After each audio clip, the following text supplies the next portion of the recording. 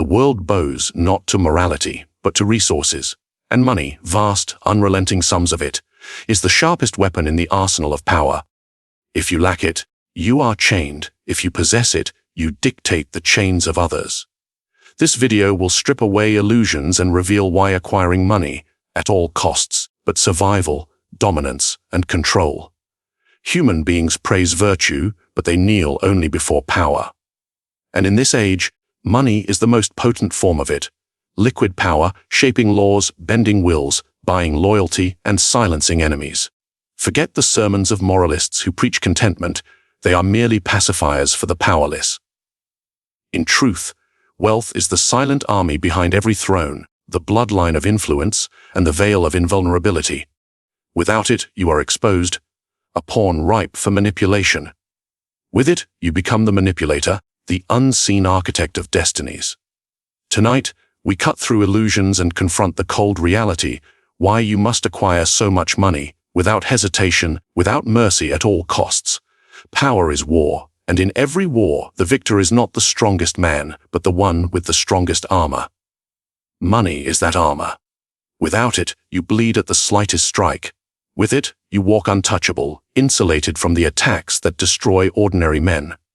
Consider history. Kings did not sit securely on their thrones because of noble blood.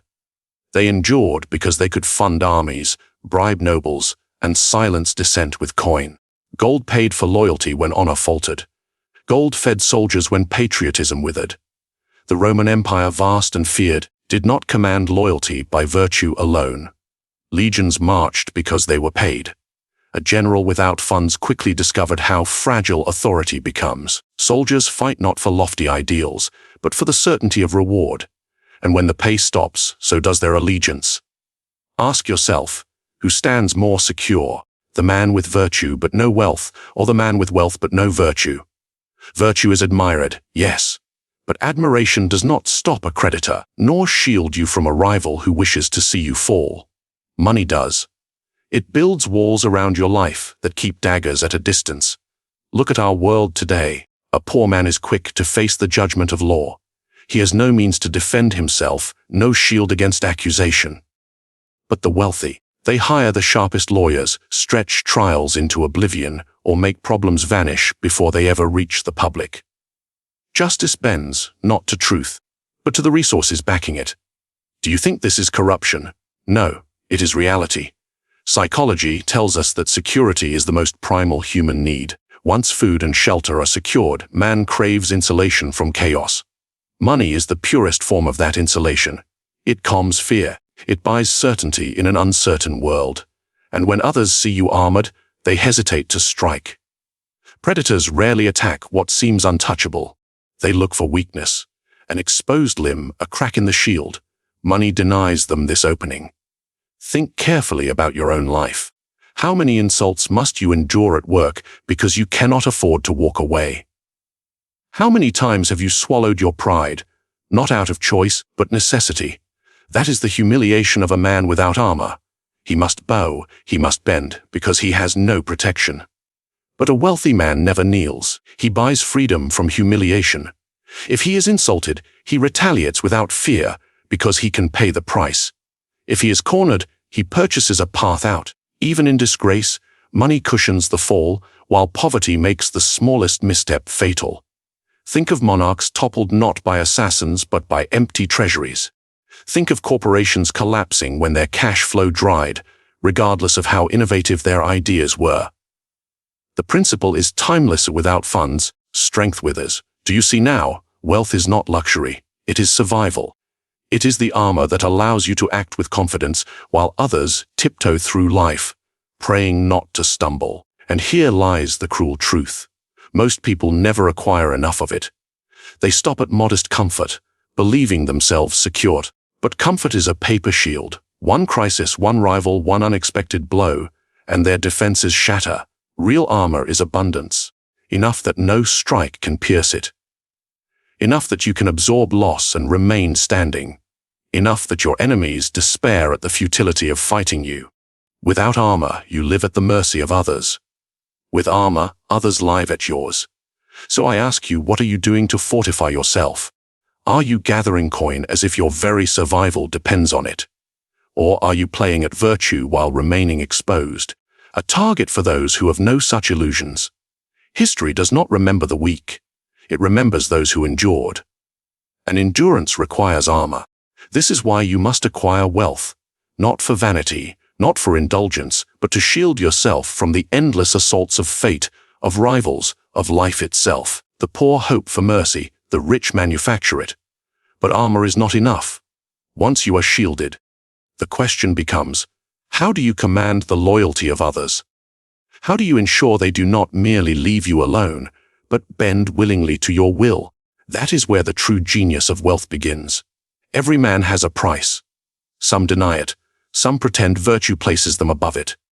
But when the moment comes, when hunger gnaws or ambition burns, they bend. Money is the currency that purchases obedience. Ask yourself what motivates men more, principle or payment. Will a servant stay loyal out of love, or because you ensure his children eat? Will a soldier fight to the death for a cause, or because his purse is heavy and his family is safe? History answers clearly. Consider the mercenaries of Renaissance Italy. They were despised for their shifting loyalties, yet every ruler hired them. Why? Because love of country did not win battles, but gold did. A commander who could not pay his men found them deserting by dawn. But a commander with overflowing coffers. He held armies in his grasp. Even in religion, obedience is purchased. Medieval popes financed crusades with indulgences, coins exchanged for salvation. Was it faith that drew men to march thousands of miles, or the material promise that sins could be erased, debts forgiven, wealth plundered? You see, loyalty is rarely free. Psychologists confirm this timeless truth. Human beings act not from pure ideals but from reinforcement. The employer who pays well secures discipline. The one who pays poorly breeds resentment and betrayal. People will rationalize their obedience. Call it duty, passion, or loyalty, but beneath it all, reward guides the hand. Do not be deceived by words of devotion. Words cost nothing. Watch where men seek their benefit. Watch how quickly promises evaporate when no payment follows. Think of politics today. Do leaders truly inspire unwavering loyalty through speeches? Or do they secure it through patronage networks, campaign donations, and financial favors? Behind every public act of loyalty lies a hidden transaction. A senator's vote is not obedience to principle. It is obedience to funding, to donors, to the flow of money. Even in your own life, you witness this. A worker claims to love the job, but would he remain 1 month if the paycheck ceased? A friend claims eternal loyalty, yet how quickly would that loyalty be tested if he had to sacrifice his resources for you? Understand this. Obedience bought with money is more reliable than obedience begged through virtue. Men may admire you for your character, but admiration does not prevent betrayal.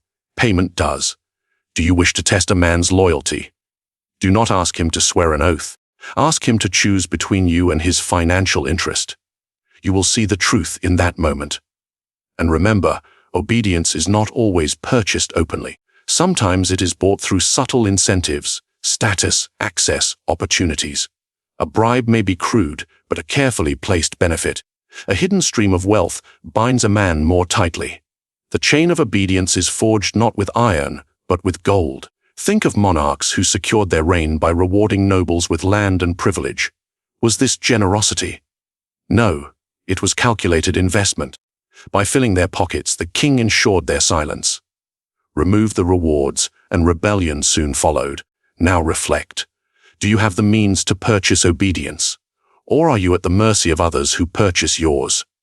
For if you cannot pay, you will always serve. Consider the psychology of dependence. A man who relies on you for income becomes predictable. His actions are tethered to your coin. He may whisper of discontent, but he will not dare to act against you because rebellion means starvation. This is true power, not inspiring love, but creating a dependency so deep that disobedience destroys the man who attempts it.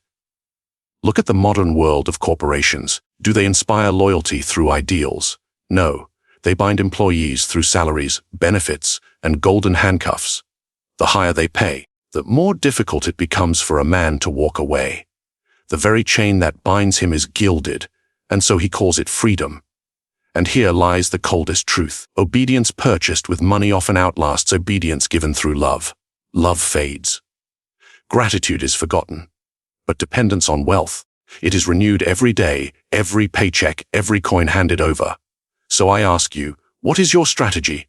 Do you command obedience by chance? Or do you secure it with resources that make disloyalty impossible?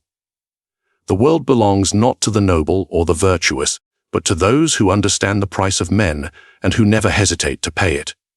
But once obedience is secured, what then? Do you merely hold men in chains, or do you turn their obedience into influence, shaping how they think, how they act, how they see the world itself? Money is not merely possession, it is persuasion. It does not simply buy bread or shelter, it buys perception, allegiance, and silence. Wealth is not neutral, it is a weapon, and in the hands of the strategic it can wound, control, and dominate without a blade ever being drawn.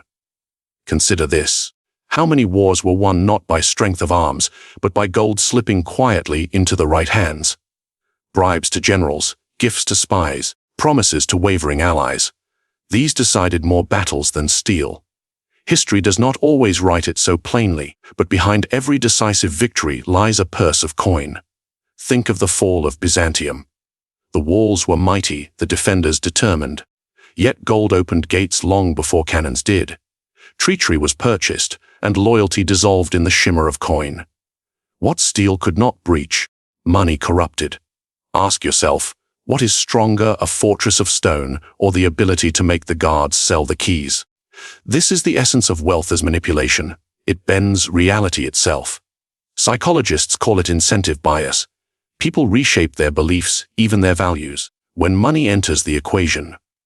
They convince themselves that betrayal is pragmatism, that compromise is wisdom. They do not see themselves as bought. They see themselves as justified. And you, if you are cunning, supply them with the justification they crave. You can make men believe your vision simply by rewarding their agreement. You can make rivals doubt themselves by funding narratives against them. Money writes stories, funds propaganda, and manufactures truths that the masses swallow as unquestionable. Consider politics. Do leaders rise by virtue alone? No. They rise by the rivers of money that fund campaigns, control media, and purchase visibility. The crowd cheers not because they discovered the truth, but because money paid for the microphone that drowned out all other voices. And when the crowd cheers, perception hardens into truth. This is the weapon at work. In your own life, reflect on how money shapes perception. The wealthy man, regardless of his flaws, is seen as competent, intelligent, even admirable. The poor man, regardless of his virtues, is dismissed, silenced, overlooked. The same idea spoken by the rich carries authority. Spoken by the poor, it is ignored. Wealth manipulates not only people, but reality itself. Think also of subtlety. A bribe is crude, but influence need not be obvious. A generous gift, a sponsorship, a well-timed loan. These can enslave a man far more tightly than a visible transaction. For now he owes you, and a man in debt is never free. He becomes your tool, convincing himself it was his choice, when in truth, it was your wealth that sculpted his decision. Even entire societies are manipulated this way. Corporations do not sell products, they sell dreams, carefully crafted illusions funded by advertising empires. The masses obey, not realizing obedience has been bought with imagery, with endless streams of wealth fueling desire and conformity. So I ask you, are you the manipulator, or are you the manipulated? Do you wield money as a weapon, or are you a pawn in the schemes of those who do? Because make no mistake, someone is using wealth to control your perception even now. Governments use it to steer public opinion. Influencers use it to command attention. Rivals use it to tilt the battlefield in their favor before you ever realize you've lost. Wealth allows you to make men see shadows as substance. It lets you redefine weakness as strength and strength as weakness. It reshapes narratives, ensuring that even truth itself must bow before the weight of your resources. But remember this, like any weapon, it must be wielded with precision. Use it recklessly, and people see the strings. They resent, they resist, but use it with subtlety, make the reward seem natural, the manipulation invisible, and they will call their obedience wisdom, their servitude loyalty. It is the highest mastery of wealth, not to openly buy, but to quietly reshape, until men believe the manipulation was their own free choice. This is why abundance matters. The more you possess, the more realities you can rewrite, the more truths you can manufacture, the more loyalty you can sculpt. The question is not whether money manipulates. It always does. The question is, are you directing that manipulation or drowning beneath it? But manipulation alone is not enough. A weapon is most effective when cloaked. When it hides behind virtue, morality, or noble purpose, it becomes unstoppable. Men love to speak of virtue. They praise morality, justice, fairness. But when their stomachs grow empty, when their safety trembles, when survival is threatened, virtue vanishes like mist. Survival reveals the truth. Morality is a costume. Survival is the actor beneath it. Consider history. The French Revolution began with cries of liberty, equality, fraternity, noble words. Yet as famine spread and power shifted, those same men of virtue turned to guillotines. Yesterday's champion of justice became tomorrow's tyrant. Was this hypocrisy? No. It was necessity. Morality bowed before survival. Even kingdoms built on religion, preaching righteousness and divine order, committed unspeakable acts when threatened. Crusades were launched under the banner of God, yet at their heart lay land, gold, and dominance. Did the men who marched truly believe they fought for heaven? Or did survival of their realm, their status, and their hunger for wealth drive them forward? Ask yourself, what do men protect more fiercely, their principles or their lives? Psychologists have long studied this. When resources are scarce, the moral compass collapses. Studies show that individuals who claim compassion abandon it the moment scarcity is introduced. The mind rewrites its story. Theft becomes necessity, betrayal becomes pragmatism. The illusion of morality is shattered by the pressure of survival. Think of the man who declares honesty his greatest virtue. Yet when faced with losing his livelihood, will he not lie to preserve it? Or the leader who vows never to betray his allies, but when his throne is threatened, does he not sacrifice them to save himself? Survival rewrites principles. You see it even in small ways. Workers who despise their employers bow and smile because they need the paycheck. Citizens who hate their rulers still obey laws, not from respect, but from fear of punishment. Their morality says, I resist, but their survival whispers, submit. This is why rulers and masters throughout history exploit morality. They encourage men to cling to virtue because it keeps them docile. Be content. They say, be honest, be good. Yet they themselves act with ruthless calculation, for they know morality is for the powerless. Morality is preached to restrain the masses. Survival is practiced to protect the elite. Think of modern society. Governments urge citizens to pay taxes for the common good, yet squander wealth on corruption. Corporations speak of values and ethics, but behind closed doors, they exploit labor, crush rivals, and manipulate markets. Do you see the pattern? Morality is the mask. Survival is the hidden engine. The illusion is comforting. People want to believe the world is fair, that good is rewarded and evil punished. But reality is harsher. Good men die poor, while ruthless men build empires. Virtue is admired, but it is power that is obeyed. So, I ask you, are you living by the illusion or by the reality?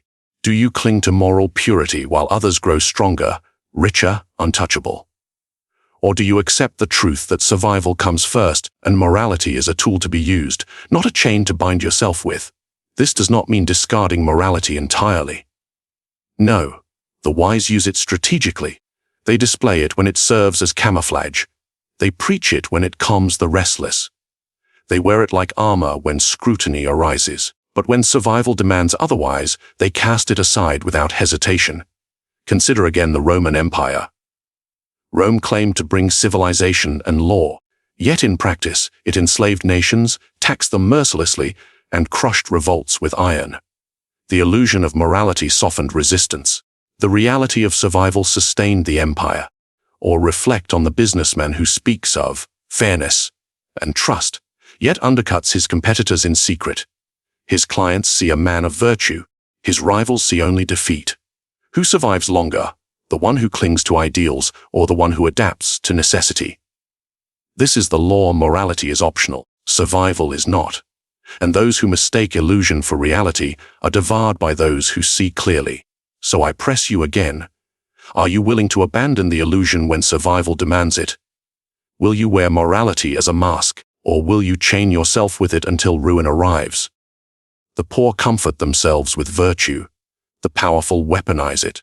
But survival does not end with armor, or obedience, or even manipulation. Survival demands more. It demands excess, overwhelming abundance, so that no storm, no rival, no calamity can strip you bare.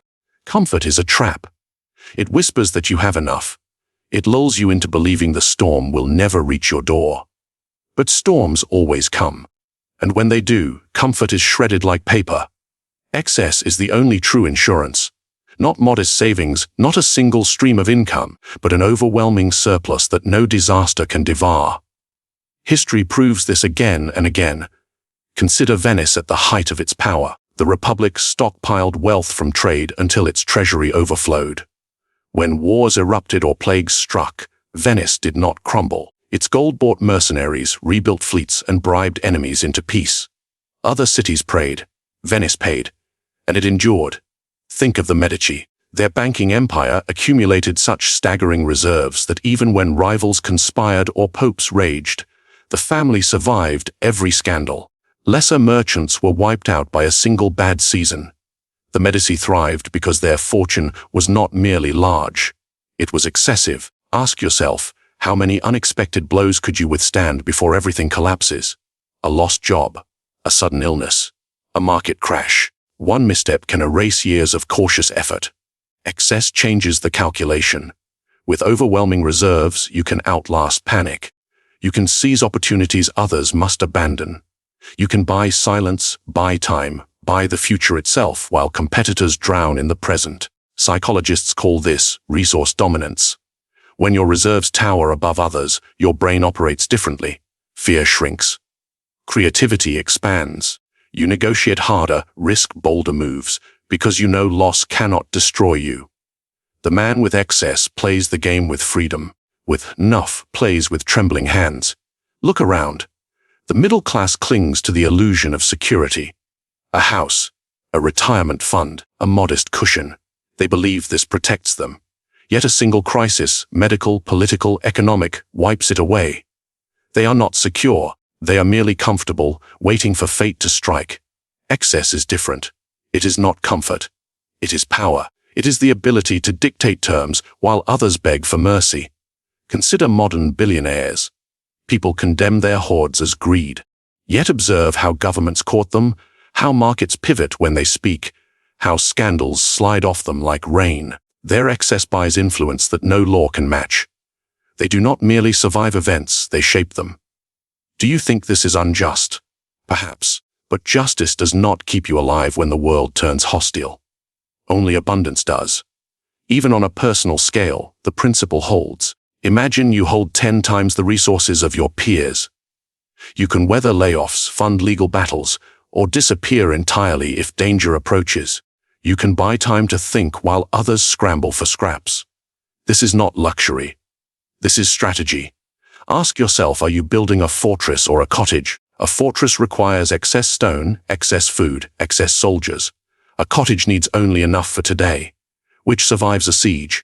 Excess also grants offensive power. While others retreat during crisis, the well-prepared advance. During the Great Depression, those with cash bought assets for pennies and emerged as titans when the economy recovered. Their excess was not mere safety. It was a sword, but abundance must be hidden with care.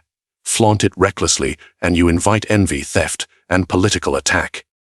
The wise accumulate silently, disguising strength beneath modest appearance until the decisive moment arrives. Remember, a fortress is strongest when its true size is unknown. So I challenge you. Are you satisfied with enough? Or are you building the reserves that make you untouchable? Are you content to survive good times only, or will you prepare to dominate when chaos comes? Because chaos always comes. Empires fall. Markets crash. Relationships fracture. Only those with overwhelming excess remain standing when the dust clears. Excess is not greed. It is insurance against the unpredictable cruelty of life. It is the margin that turns survival into dominance. But there is one final question. Once you possess such abundance, how will you wield it? Will you merely guard it, or will you use it to bend the will of others, to write the future in your own image? That, my friend, is the final move in the game of power. Control is most effective when it is invisible. Chains that can be seen are broken. Chains disguised as choice last forever. Money, obedience, manipulation, survival, excess. All of it converges on one principle: rule men without them realizing they are ruled. Let them believe they act freely, while every path they walk leads to your design. Ask yourself, what is greater power? To force a man into obedience, or to make him crave it? To silence a rival with violence, or to make him destroy himself with decisions you planted in his mind? This is the art of unseen control. It is not loud. It is not noble. It is quiet, patient, and absolute. Now I turn to you. What did this lesson reveal to you about power? Comment your thoughts below. Subscribe for more strategies drawn from the darker truths of human nature. And share this video. Spread it like influence itself. Subtle yet unstoppable. Power belongs to those who understand its hidden laws. The question is, will you be among them?